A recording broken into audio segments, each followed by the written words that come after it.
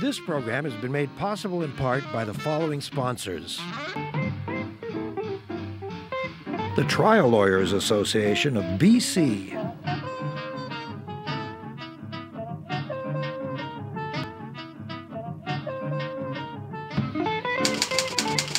The Vancouver Courier newspaper.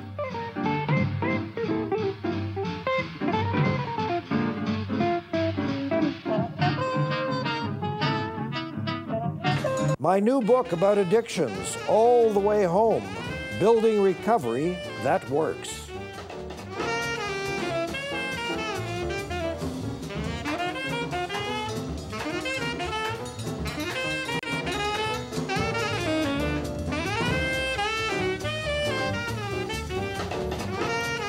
You need only say the phrase Arbutus Corridor, and right away anybody in this neck of the woods realizes you're talking about the Canadian Pacific Railway, about the City of Vancouver, and about those brigands, those people who want to plant tomatoes and kale. Shame on them. Well, this little feud has been going on longer, believe it or not, than the teachers and the provincial government. I know that seems impossible because that's the longest feud we know, but it's getting well nigh ridiculous. A week or so ago, CPR, I think they employed the How to Shoot Yourself in the Foot PR company, and they started ripping out gardens. I mean, could you get better, worse PR than that? Our guests are HANS, Finken and David Grigg, who represent the Arbutus Greenway Improvements Society, and they have a different take on all of this. Gentlemen, thank you for joining us. Yeah. Hans, nice to see you not on the sea for a change. Yeah. Okay. What's this all about in your mind? What's this struggle really about? Well, the struggle is that what we're dealing with is a beautiful piece of property going through the middle of the city. Yes. Raw land, beautifully terrained, and abandoned by the railway a decade ago. And they've it's unmaintained. They've left it wild, and it's in the beautiful part of our residential area. And they are claiming that they want to bring it back into action. For what? For bizarre reasons that puzzle the heck out of the population in the city. They claim that they want to use it for storage, David. Storage? Or training new employees. And that's so bizarre and menacing because look what happened in Quebec. Just last year. Yes. Just scary as all get out. And they're going to proceed on this. They didn't give very much warning to the local population, but a modest warning was given, and they're going ahead. And of course, they've been trying to sell it to the City of Vancouver for a few years now, and can't seem to agree on a price. But let's look at the not the terminus, but let's call it the beginning, where the Starbucks is at the entrance to Granville Island. That's part of their property. Why did they agree all those years ago? They just did that when I was living across the street in the red brick building at 1515 West 2nd. Why did they agree? Why did CPR agree to let the city, give it to Starbucks? Because they're obviously being inconsistent. Well, I don't know any part about that history at all, Dave.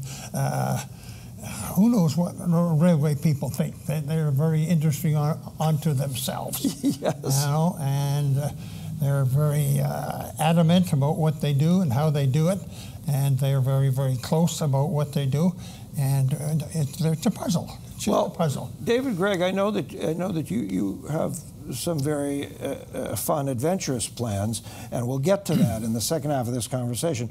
But what do you think the city wants? I hear from many people that the city really wants all of that property for housing, and in particular for social housing and/or low-cost housing.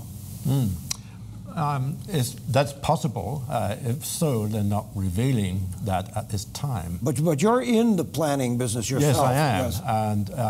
And my hunch is that there's a possibility for some kind of development, particularly around the arterial roads. Yes. So let's give an example. Broadway. Arbutus. Yes. We know that there's likely to be a terminus for the underground subway system from commercial. Okay, so the mayor's new platform. Absolutely. Good luck to him. Absolutely. Yeah. So, as Von Palmer or someone said this morning, where's he going to get the money? Yeah. Well, that has been partly dealt with. Only partly. There has to be a consensus on how to spend that money. Yes. But it's $2 billion. Take $2 billion for sorry as well. A mere bagatelle. Right.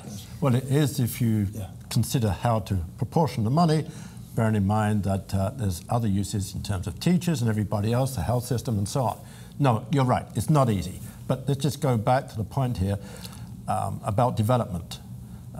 At Arbutus, Broadway, and that's the core of what we could do in making a new city. So we have a subway, say, to Arbutus. Yes. Then a transfer system for the students and others going to UBC, yes. some kind of bus terminus. And then perhaps an at-grade rail system along the Arbutus corridor. So yes. we're linking all kinds, intermodal linking.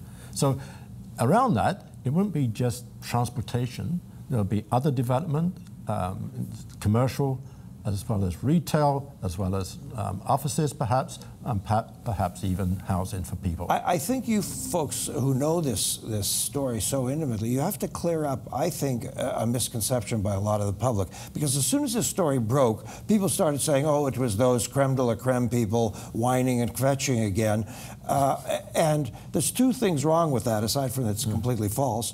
One is that not all of the corridor has been turned into gardens. There are patches that are gardens. Correct. And the other is that the gardens that I wrote an op-ed in the Courier about along 6th Avenue, which runs for about 6 blocks, believe me, those people are not living in Shaughnessy mansions. Those people are living in 600 square foot condos. Right. You know, and their gardens are beautiful. I think they're a great addition to the community. Yes, absolutely. In fact, it gives a chance for people to socially interact. Yes. And that's the big issue for Vancouver. Vancouver Foundation have done research, and there's a large proportion of people who feel it's an unfriendly city, that they're disassociated from their neighbors, and there's not a chance to speak with others. The gardens provide that forum to socially interact. I have walked past there and folks chat with me, and a lady has to show me these giant flowers she's grown, and there are benches and seats for, you know, there's an Adirondack, there's, you know, a wicker chair. I can sit down with my sweetheart, I can chat. I mean, it's a very lovely thing. Beautiful. And people are lined up, Hans Finken, they're lined up to sign up to get a garden plot. Absolutely. You know, it's all part of a community engagement that the city feels so important. Yes. And they want to. They've gone to the community and addressed the various communities to get them organized and give the city officials feedback. Yes. And the feedback that came back from them on this project some 6 or 7 years ago is that we want a greenway on the corridor. Yes. We don't want tracks. We want a panorama view. We want a comfortable way of communicating or hooking up with communities. And this is what the people wanted. And they certainly haven't got it. No, and I want to, you always look for the money, follow the money in any good story. And I think one of the issues here is obviously money. I mean, is the city going to offer CP 20 million or 100 million? Is there a middle ground? Could they not have to have a Vince Reddy step in and decide how much money? You know, before you even get to how you're going to spend the money and what you're going to create, what is this property worth? And behind all that, the rumors are that CP stock is devaluing as we speak. So that is CP's machinery. That's what's driving them to want to do something. Mm-hmm. I think they want to ditch it. What are they going to do with it? Well, they're not going to put a train in there. No. You know, the days are over when I could get on a train and go to the beach when I was a kid. Those days are past. Yes, yeah. I think there's two aspects that need to be explored here.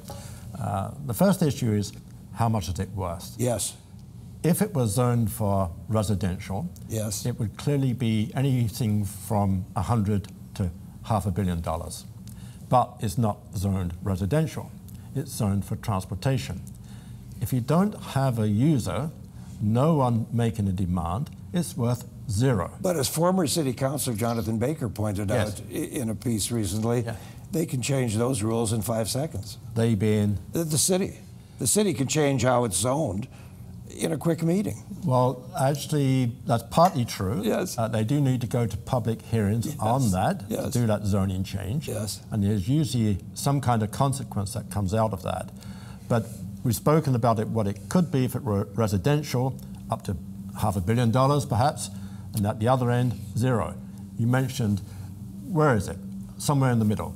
Maybe. Maybe the value lies in the corridor as an infrastructure route. Maybe we should look to what happens elsewhere when, say, BC Hydro or the gas line goes through. Yes. When they have to lease land, that's where the value comes out of it, leasing for infrastructure. And maybe that's closer to the evaluation than housing or nothing. Okay, let's take a little break, and when we come back, Hans, you tell us what the Greenway, what your project is all about and what you're hoping for, and how you feel you might get there. And David, I know you have a major plot in all of this, which I love. I think it's great. I hope you can do it. Anyways, we'll just take a little breather, folks, and give you a chance to send us a note to davidberner.com. We're always happy to hear from you. And also, this is the opportunity for those lovely people who support us here to say hello on Shaw Community Television, Cable 4. Back with these gents in just a minute. This program has been made possible in part by the following sponsors. The Trial Lawyers Association of BC.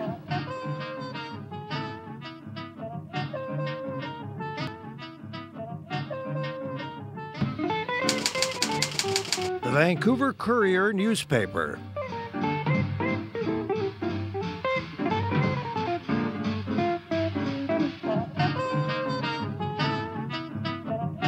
My new book about addictions, All the Way Home, Building Recovery That Works.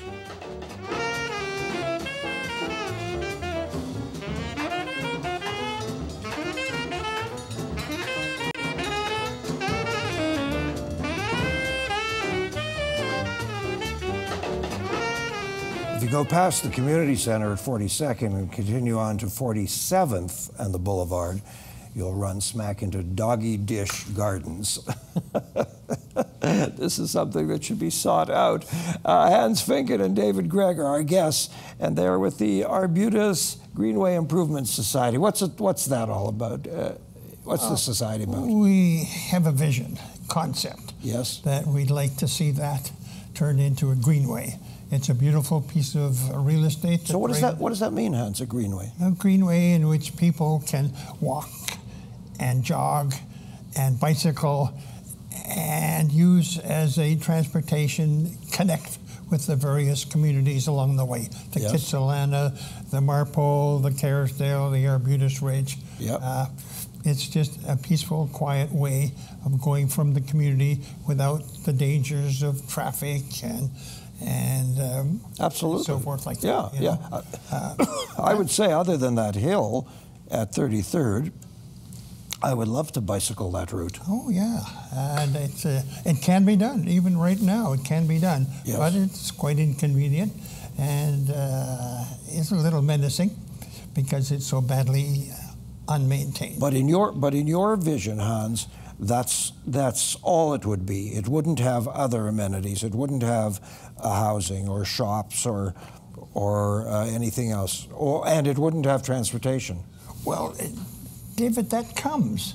Our model has been the High Line in New York City. Yes. And they did that on a railway track that was abandoned, was about to be torn down. Yes. And saved at the last minute by some volunteers in the community. And they saved it and made an interesting project out of it, a beautification project that was 30 feet above the ground. and they converted it into a park.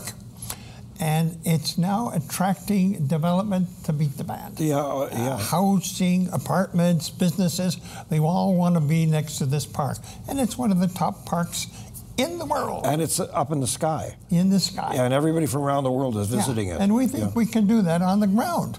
We think that we can build a world-class park greenway in the center of Vancouver. It's interesting, you know, to me, I always believe that the most beautiful things that happen in communities happen because of people like the people who saved the skyline, you know, local people. The late, great folk singer Pete Seeger and writer, he and his friends personally saved the Hudson River. The government didn't do it. The government of the state of New York didn't do it. They did it, individuals. And these gardens, you know, are just local people saying, you know, I should plant something here. Yeah. And look what it's become. It's very beautiful. Of course, the gardens are on the right of way, and of course the gardens are what? On the right of way. Aha. Yes. On the railway track right of way, and of course CPR claims ownership. For the life of me, I've tried to think: is there something they need transporting by rail from the waterfront to the Fraser River or to Richmond? Because I can't think what it is. Not anymore. Not anymore. No, I think you need to go back also and follow up on your question about the value of the land. Yes. The value of the land is as a selling commodity. CPR, you mentioned about their shares going down. In fact, they did boost earlier this year based on the new performance levels they're achieving as a railway company.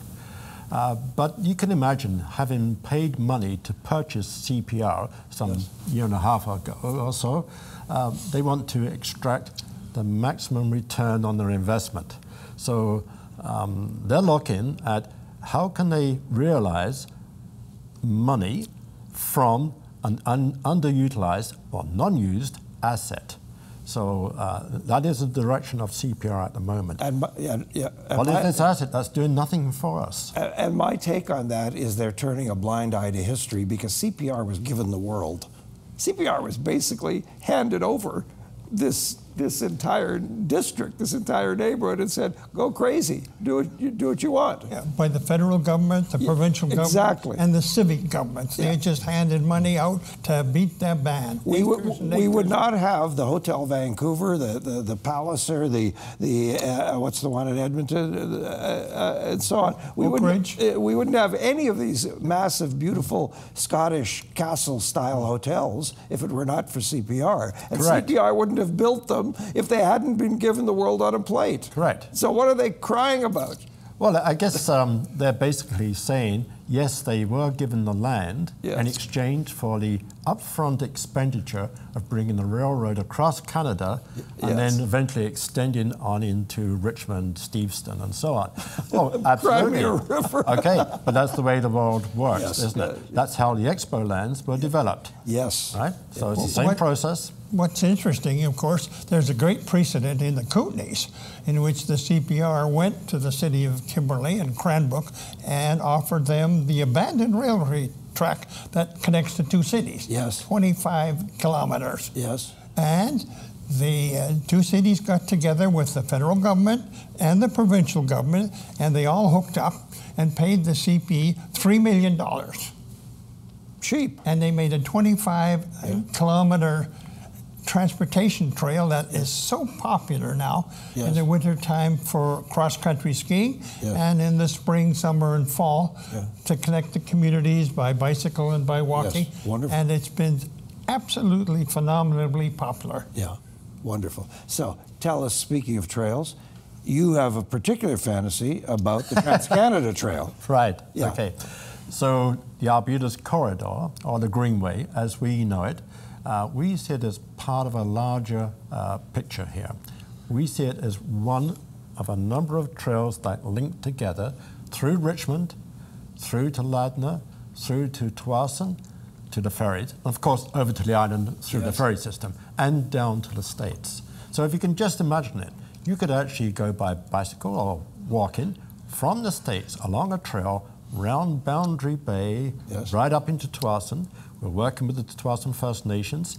They have a vision for what they call the Great Blue Heron Way, linking First Nations, and the symbology here is the heron, Yes. the rookery, the heron rookeries at Tuason, Right. through Richmond, right through to Stanley Park. But we're also looking beyond to link up with the North Shore, which is the Spirit Trail along the North Shore.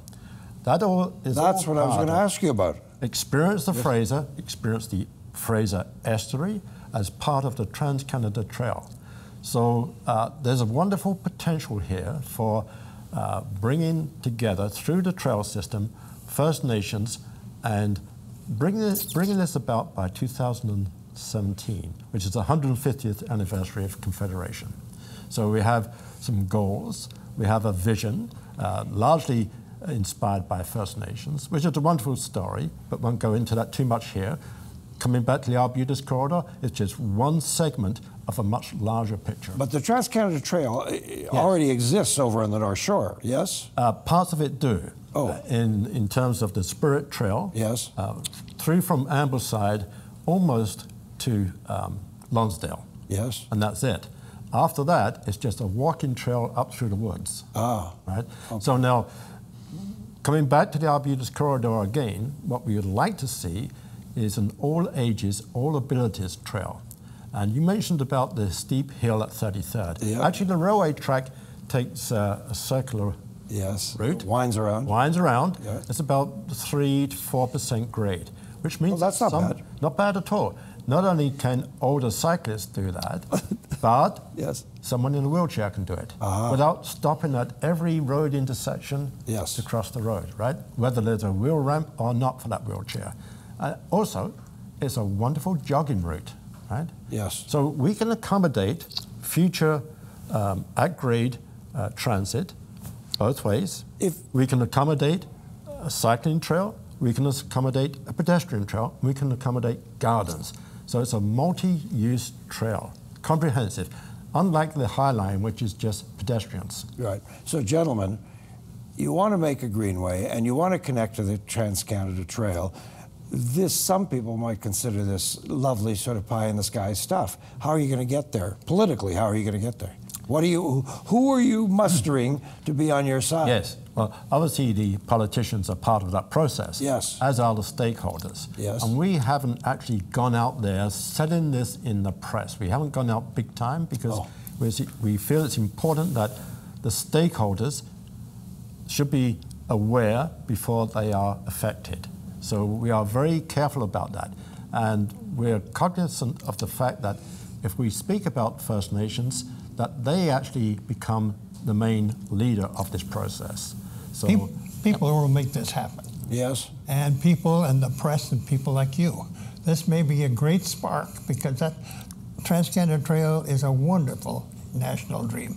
Just a wonderful. Yes, of course. For nowadays, health and fitness is so important, the environment is so important, and all this dovetails into that. So and here we are living in the most beautiful city in the world. Yeah, so do you have plans, Hans, to get a hold of the Musqueam Band, to get some politicians on your side, and I would say get some serious corporations on your side?